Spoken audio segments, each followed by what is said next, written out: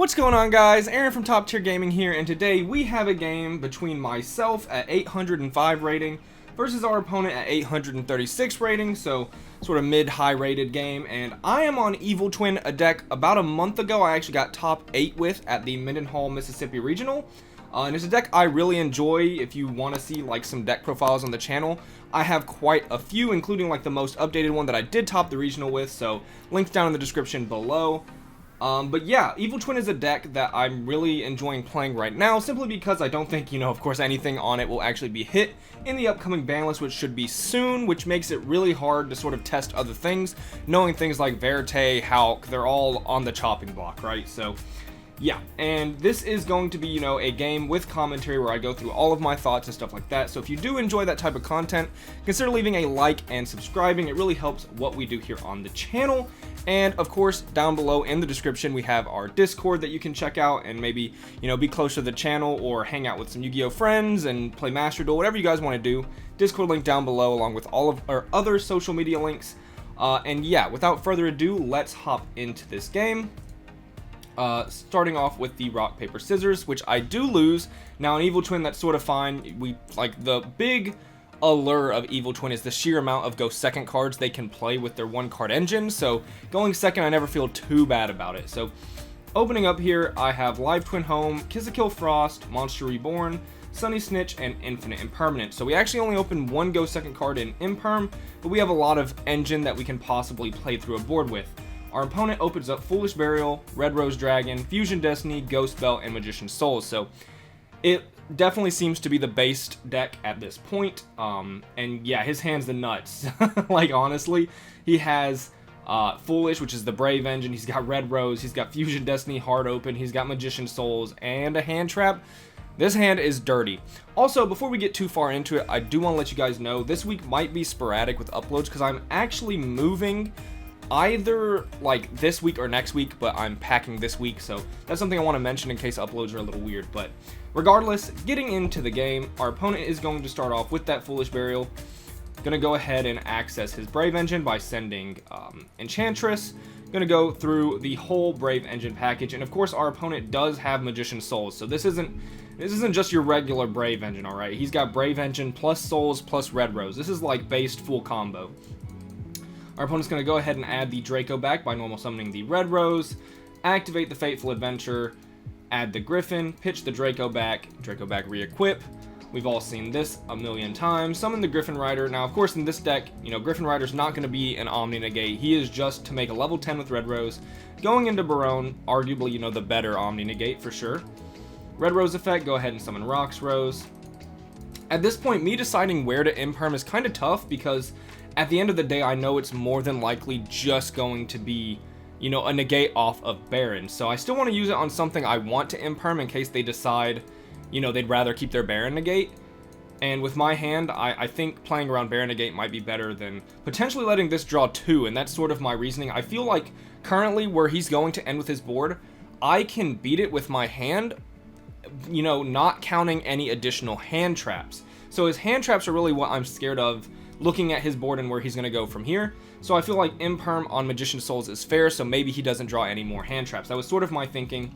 Our opponent is going to use his Baron Negate on his Magician Souls, draw Illusion of Chaos, and Effect Veiler, so drawing the hand trap I was so worried he would draw. He's going to go ahead and turn Rox Rose in the level 4 token into Shooting Riser. Shooting Riser probably going to dump Snow, if I remember correctly. This game was a couple of days ago. Yep, dump Snow. I mean, that's like the standard play.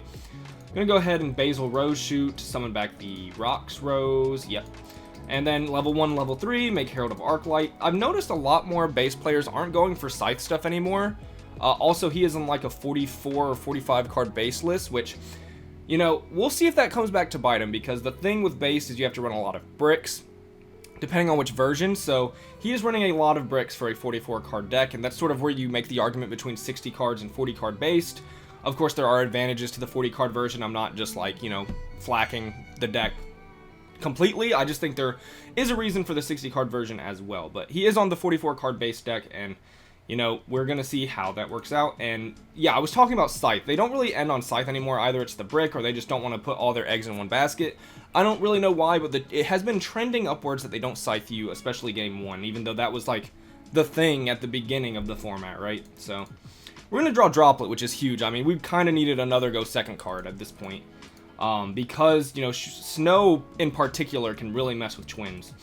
So I'm going to start my play off with a Sunny Snitch, to which our opponent probably won't negate. That's a really weird thing to negate. You get punished by any normal summon twin if you use your Arclight negate there, or like an Ash.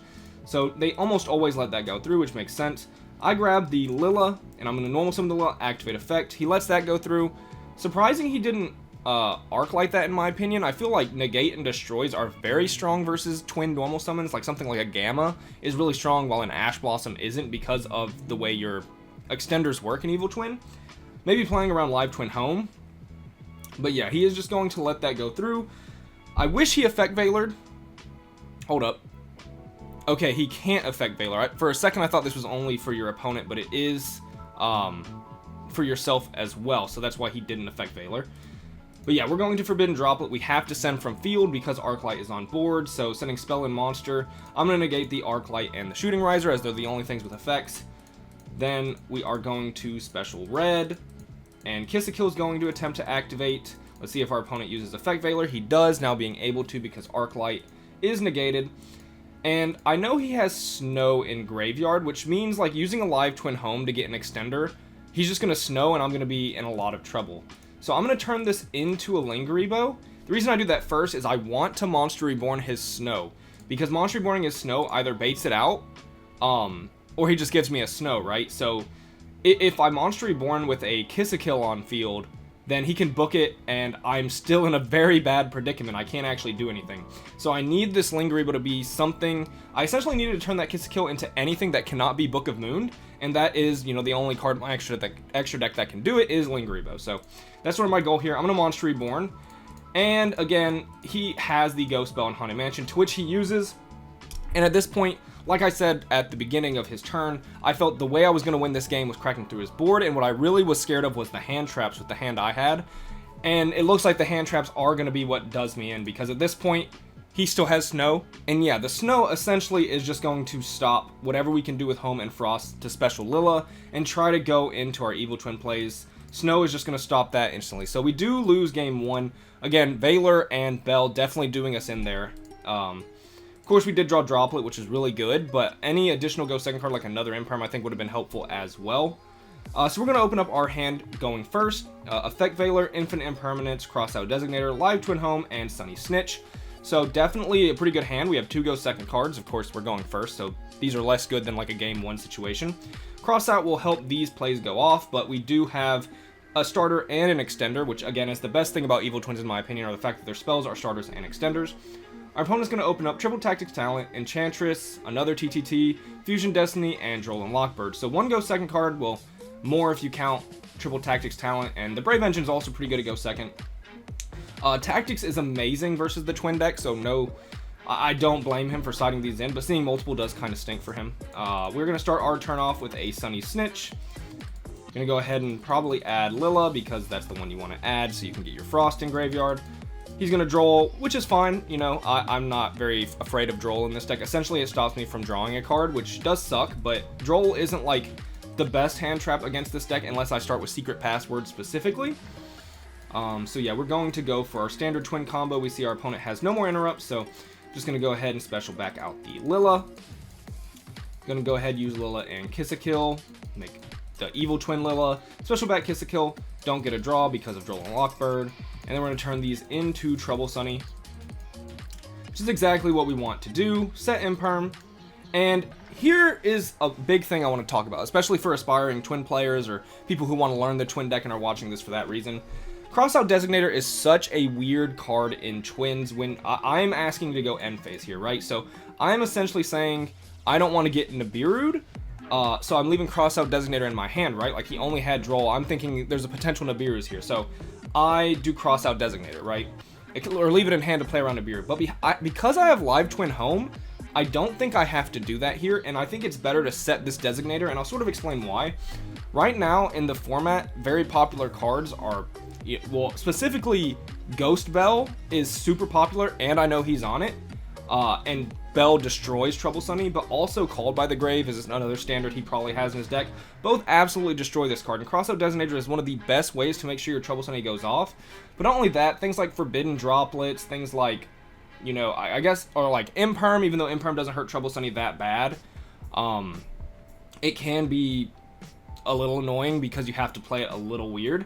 But yeah, mostly like Droplets, Bell, and Call by the Grave. Crossout Designator being set really helps. So I should have set Crossout here in my opinion. It's a little bit of a misplay on my part playing around Nibiru when I didn't have to because I have Live Twin home.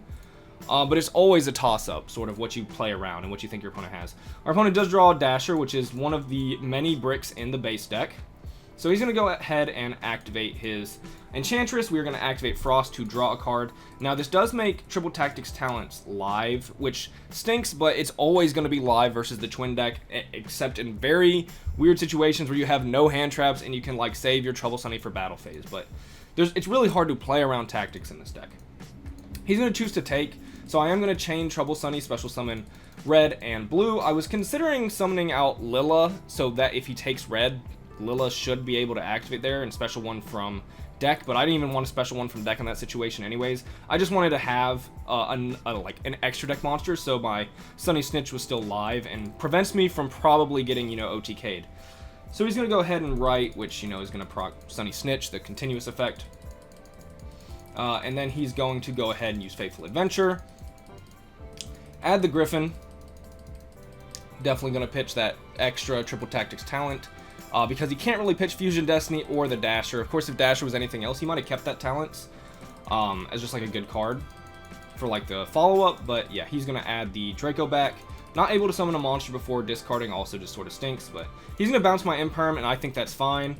At this point, I don't think he's OTKing me. Like, if he summons Red Rose, I'm pretty sure we're going to gain enough life points off of this.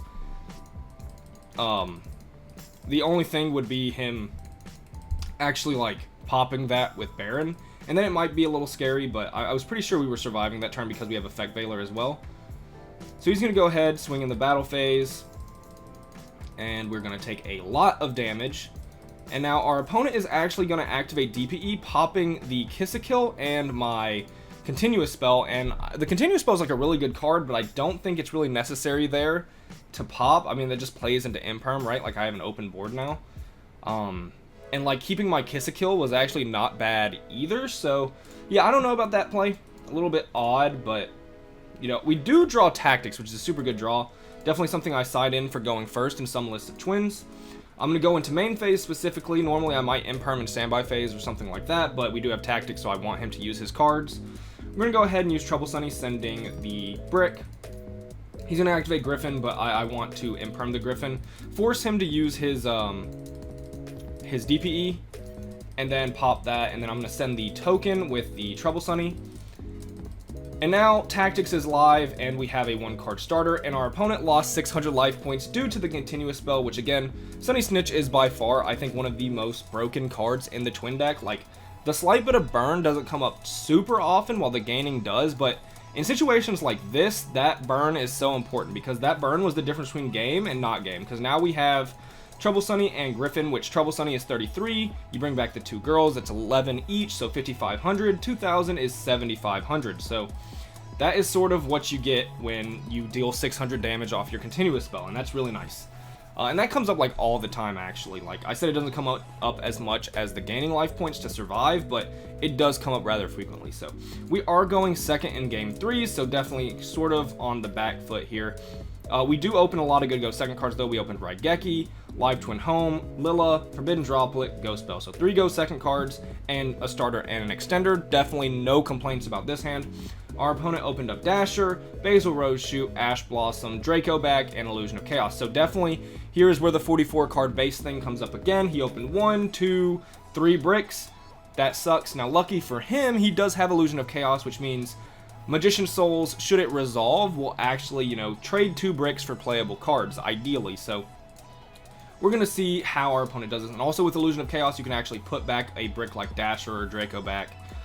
So yeah, he has a way to play around his own bricks in a sense, as long as all of his effects go off, which we don't have Imperm or Veiler, so, you know, or Ash. So Magician Souls is going to resolve.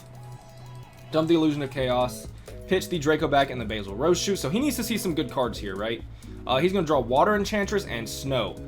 This is actually pretty good because Enchantress is your Brave Engine, which is a very strong engine. And Fairy Tale Snow is a discard off of the Fateful Adventure now that Dracoback's gone. So this is going to be a free, you know, interrupt / extender in graveyard. I don't think he has enough cards to get there turn 1. But it's not a bad draw with Enchantress specifically because you need a discard anyways. But yeah, he is going to get access to his Brave Engine, which at least means he's going to end on something, right? He's going to go ahead and Fateful Adventure, pitch the Snow more than likely after adding the Griffin. And then he's going to special summon the Griffin. Now here, I think my opponent makes a pretty bad misplay. He passes here, right? Now it's my turn. He leaves his board like this. I know Ash is okay versus the Twin deck. It can be punished by a lot of things. And like, you have to high roll Ash Blossom against Twins. You have to hit their normal summon if Ash is your only hand trap and just hope they don't have anything else, right? But that's not really good. Like, I think it's honestly a lot better to normal summon this Ash Blossom and then make Verte with Magician Souls and Ash. And he didn't normal summon, right? No, he didn't normal summon. He shouldn't be locked by anything. I guess he didn't want to lose to just Valor or Imperm, but he also has Griffin. I feel like you always make DPE here. I feel like that's a super huge misplay from our opponent here. In my opinion, I would have normal summoned the Ash Blossom and made DPE. I feel like he's a stronger form of interruption and follow-up as opposed to Ash Blossom. Maybe I'm missing something. That's just my opinion. I'm going to normal summon the Kiss-a-Kill. Although, to be fair, in this hand, if our opponent did have DPE, I don't think it mattered. I mean, we have multiple ways to just shut down what he has and still play through it. I'm going to normal summon the Kiss-a-Kill. He does Ash, and I'm like, that's fine. I'm going to Raigeki to bait the Griffin Rider. I don't really want to just use the Droplet here. I think at this point, because his board was so weak and he didn't end with DPE, I feel like I can make my whole play and then set Droplet as an interruption for the next turn. So just saving card resources to mess with my opponent on the next turn. We're going to Live Twin home to play directly past that Ash Blossom. Go into Frost because we did pitch the Lilla, which means these can make the Kiss-a-Kill. And we get Frost not only in our graveyard, but we still have full combo, right? So, and now our opponent is going to... I'm going to link off because I forgot my opponent had Snow for a second, but I had Bell, so I had Bell and Droplet. So no matter what, this Snow wasn't resolving here. He's going to banish 7 for Snow. I'm going to Ghost Bell, and our opponent just realizes that there's nothing he can do versus full Twin combo, and he is going to concede. I don't know if it was over. He's drawing Tactics, which is pretty good. So, like, I go full Twin combo, I deal 5,500, I get a draw. I pop his Fateful Adventure, which sucks for him. I set Droplet, and I might draw a hand trap here. But he draws Tactics, so he can, like, Illusion of Chaos and add Magician Souls. I'm going to activate this Frost, right, to draw a card. And then he can Tactics to draw 2, and maybe he sees a play. He did lose his Fateful Adventure. He doesn't really have any follow-up, so I don't even know if a draw 2 would get him out of that situation. But I don't think the game was essentially over. I don't know what he sided. If he draws Called by the Grave plus a play, and he can stop my Trouble Sunny, I mean, he might win, right? So maybe an early concede, because I'm definitely not gaming him here, but I do think the game was heavily in our favor. Our opponent needed a lot of luck. But yeah, that is going to do it for this game. Pretty good game overall. Of course, Game 3, Base does what Base does best, and it bricks in the important situations, which may be why it is losing some popularity, but it's still a really good deck and has a lot of options as well. So, hope you guys did enjoy. If you did, leave a like, subscribe. This has been Aaron from Top Tier Gaming. Bye, YouTube.